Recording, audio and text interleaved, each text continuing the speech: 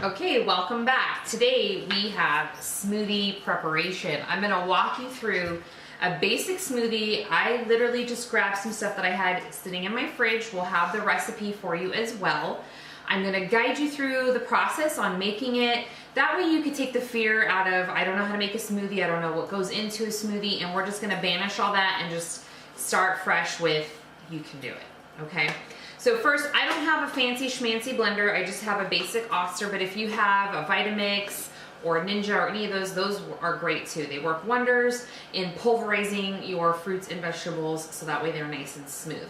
If you're new to smoothies, that's probably gonna be the easiest way for you to transition to drinking a smoothie, is having it as blended as possible. That way you don't have like the thickness and the grit to it, and my fear of texture, if texture is an issue for you, you want it to be as smooth as possible. So today I've got celery. This is one stalk, I just broke it in half. You always wanna make sure you wash all of your fruits and vegetables prior to blending, very important. So I have celery, and then I have cucumber. This is probably, it was a pretty long size cucumber, probably about a quarter of the cucumber. I do have some fresh basil. We won't be using the entire bunch, but I'll be plucking off a few leaves. It just adds a nice element to the smoothie. You don't even really notice it's there, but you have this taste of like, what is that? It's really delicious. Since it's the holidays, I do a lot more on the convenience side. So typically I'll grab a bunch of broccoli or a fresh bunch of kale, but since we've been on the go a lot, I just like the prepackaged stuff. It makes it quicker and easier, and if it's gonna be a convenience factor for you, I always say make sure to just buy the pre-cut vegetables, because it'll make it easier for you to get up and go rather than chopping and all that fun stuff. So I've got my pre-bagged broccoli florets. So these are gonna go inside the smoothie as well. You can typically find these where your salads, your pre-bagged salads and stuff are, usually over around that section of the produce. I also have bagged kale. This is great too. You just grab a handful of it and it's good to go. It's already pre-washed. It saves so much time. So I'll be also throwing that in the smoothie. Since it is December-ish around our parts right now, strawberries aren't in season, so the next best thing is cut sliced strawberries, and they're frozen. Now the thing with frozen fruits is you want to make sure that you look on the label, there aren't any added sugars or syrups or sweeteners, and it should just have one ingredient, strawberries, and this one does. The great thing about frozen fruits is that they're typically a little bit cheaper, and you can also, they're also picked at their peak of freshness. So you're gonna have the same great flavor as fresh juicy strawberries, and then you'll also have the great frozen aspect to them, because they'll add that thickness and creaminess to your shake. I am going to be adding some almond milk and some ice cold water as a base to add, to give the smoothie some liquid taste or liquid consistency to it. And this is just unsweetened vanilla almond milk, and this is the 30 calories, and this keeps the calories down in your smoothie. So this stuff is great. You can also do the unsweetened as well, or if you want to do just straight water, you can do that too if you're not a big fan of the almond milk.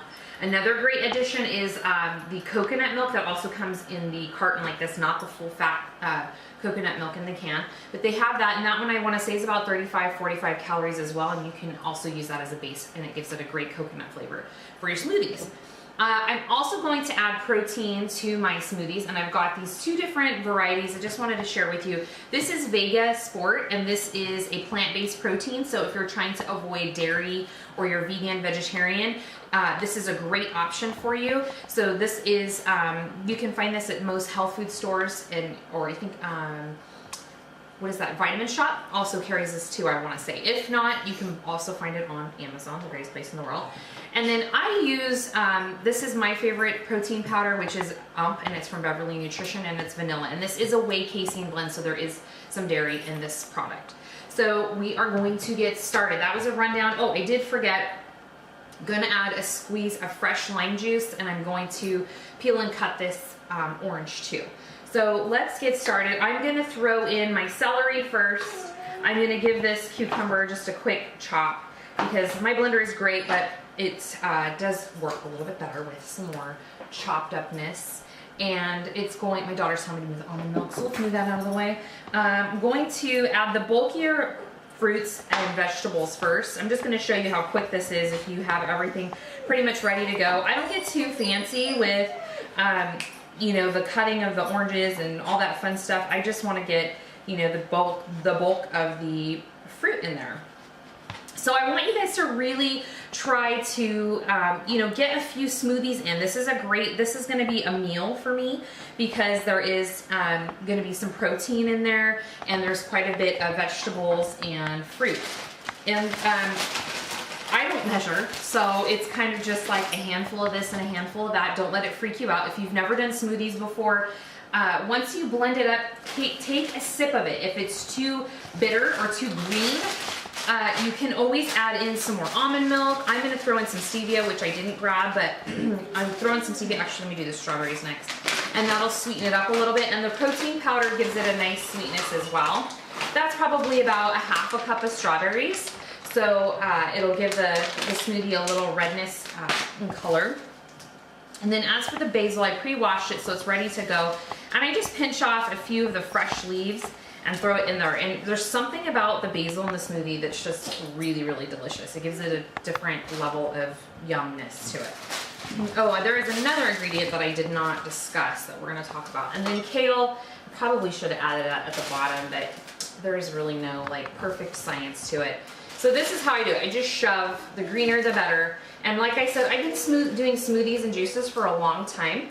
So I am used to a greener smoothie than probably most of you haven't before. So like I said, feel free to experiment. Don't give up. The first time it's always gonna be a little bit like, I'm not too sure.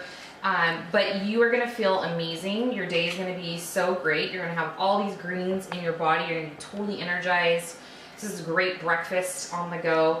I'm just squeezing the juice of a lime in there, and the citrus is great, especially this time of the year, just to, you know, ward off any like cold symptoms and keep everything kind of good and flowing wonderfully. Now I'm gonna add my liquid, and I'll blend it up, and then you'll see I kind of do it in stages, and that's just to make sure I get a good base going, and then I'll add in the protein, and then we'll add in some flaxseed meal, which I didn't talk about, but once I get to that spot, I will go ahead and tell you a little bit more about that. So I'm just measuring that out. Now I'm gonna go ahead and blend this. It's gonna be loud, so bear with us for just a second. Squeeze that lid on there nice and tight. Make sure everything's locked and loaded. And I'm gonna hold that down just until it gets blended. So here we go.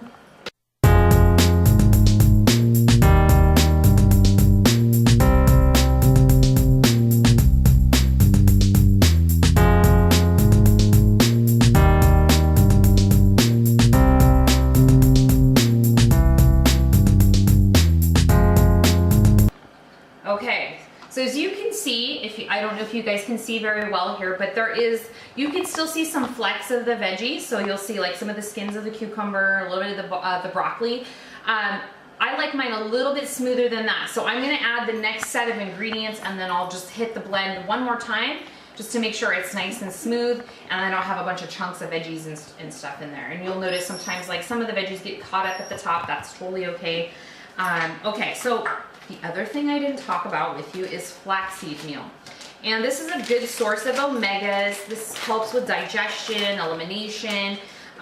It's awesome. It's a good thickening agent too, so it'll make your smoothie a little bit thicker. I usually tell my clients to add flaxseed meal to their smoothies, and it's just a great way to get in those omegas that you wouldn't normally get through eating your regular foods every day. So I like to add a nice tablespoon of flaxseed meal to that. And then this is where I'll go ahead and add in my protein powder as well. And like I said, there's no science to this, so you know, a lot of times I don't go in this exact order, and it turns out just fine. So you don't have to follow this to a T, but this is just the way that I tend to do things, and it works out really well. Okay, so there's that. I put my protein in there.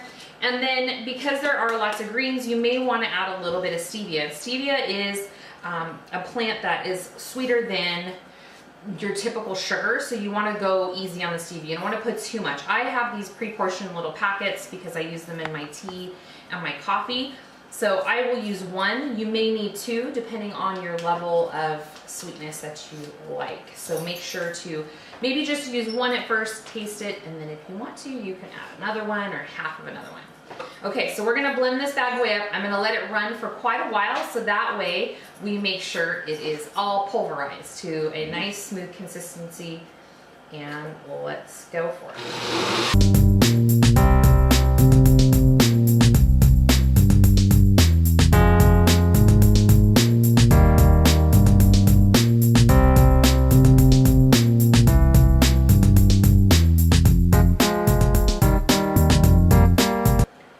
Okay, I think we're good.